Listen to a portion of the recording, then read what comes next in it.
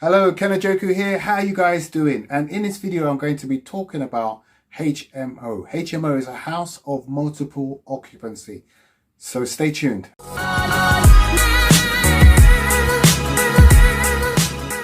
So what is a HMO?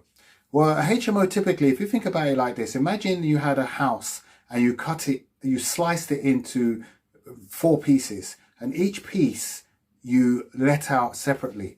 So generally when you have a house, you have what we call a buy-to-let, which is a standard buy-to-let. You will have a house, you will get a mortgage for that house, and then you will let it out. You will let it out as a whole complete house to maybe a family or to maybe a couple of professionals that want to rent that property.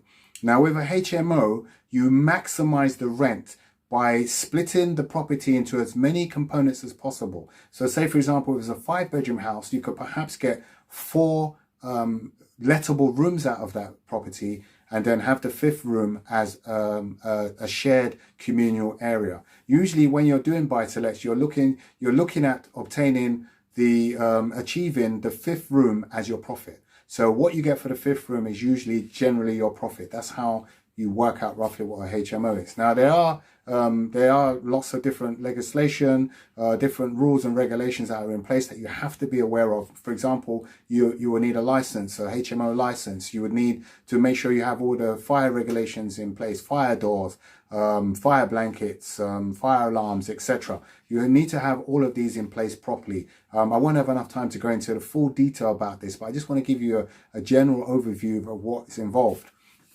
Now, people often ask me, you've had a HMO, what tends to be the biggest issues that what happens? One of the biggest issues that happens is sharing. People get annoyed when they share, particularly when things happen in the bathroom. For example, someone leaves hair lying around, or they leave the place messy, or they leave plates on the side, or they don't tidy the kitchen afterwards. So the normal fight that you have with HMOs is the communal areas. People are not happy with the way the communal areas are left, the bathroom, the kitchen, the corridors, etc. So how I get around that, or a remedy that could be done, is simply to hire a cleaner. So a cleaner comes in. A cleaner is for twofold. A cleaner is your intel, your intelligence. That cleaner will go in and let you know what the state of the place is, if there's anything untoward going on, if there's, for example, drug dealing or things that are not supposed to be going on, loud music, things that you won't normally get privy to if you just went there announced. So also the cleaner will go there, and when the cleaner goes there and cleans the place, it takes care of that challenge of that communal area not being tidy. So once you have the communal area being tidy, then you can actually you have a higher rate of people staying there and a lesser rate of people moving out. And also you have satisfied tenants. The tenants are quite happy and less stressed because they're not fighting about the condition of the place. So bear that in mind when you get your next HMO, that you can actually put things in place to take care of it. Another thing you need to concern yourself about or worry about is collection of rent. How I get around that collection of rent is I put everyone on standing order.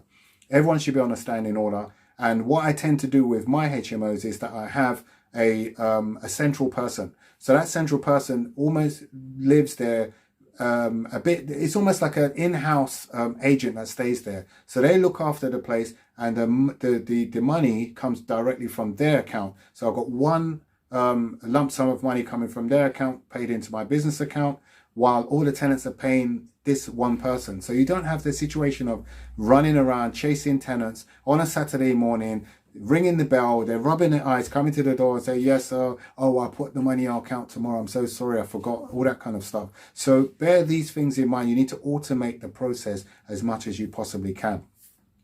What are the benefits of HMO? The benefits is the money. You get a lot more money. What's the disadvantage? Disadvantage is stress and time. You have to put a lot more energy and stress into it.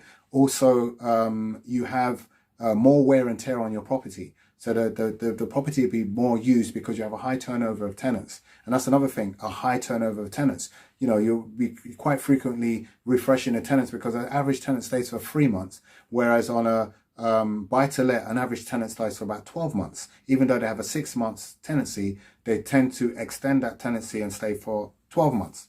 So those are the things that you have to bear in mind. Also bear in mind that you may have what we call void periods. A void period is when you don't get paid the rent.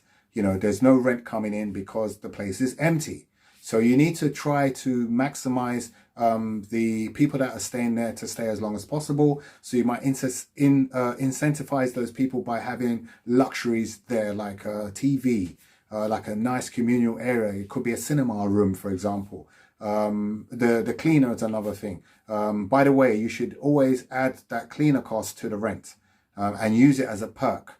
Don't use it as a hindrance, use it as a perk. Look, we have a cleaner comes in every week, cleans the communal areas for you so that you're living in a nice, clean and tidy environment. And that's usually a good selling point. What else can I mention? HMO. Automate as much things as you possibly can. Excuse me. Automate as much things as you possibly can. Make sure the rent is on automatic collection. Have someone that's staying there that's looking after the place that can collect the rent on your behalf and, you know, get it standard order into your account. Make sure you have a cleaner there who is actually a spy, quote unquote, but not really a spy. It's just your eyes and your intel in the property.